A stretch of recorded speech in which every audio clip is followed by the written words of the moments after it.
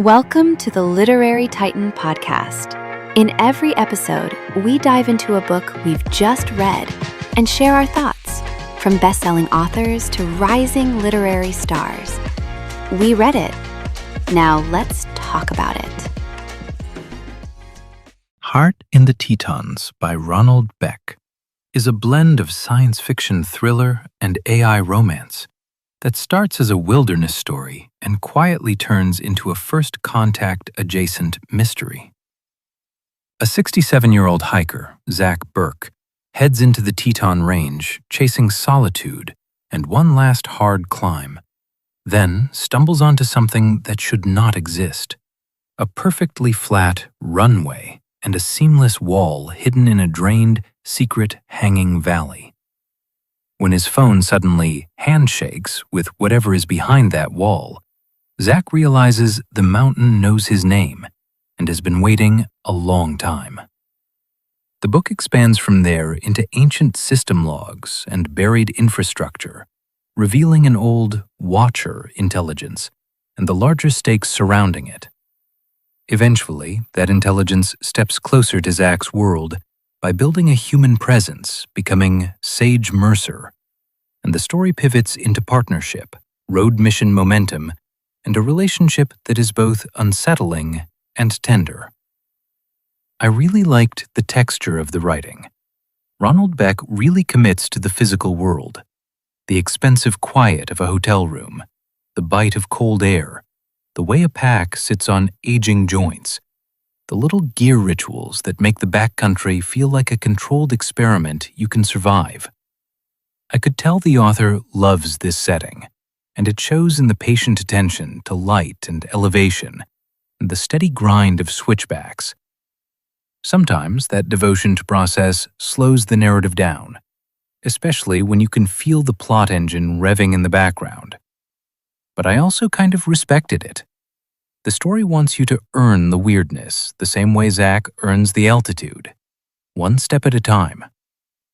I also liked the choice to alternate between Zach's grounded, practical point of view and the system log voice of the intelligence under the mountains. When the book drops into those logs, it becomes cooler, stranger, almost clinical, and then it snaps back to Zach being human about it, scared, stubborn, curious, and a little pissed off. That contrast is doing a lot of work. It's also where the AI love story angle earns its keep. Sage is not written as a cute app or a magical soulmate.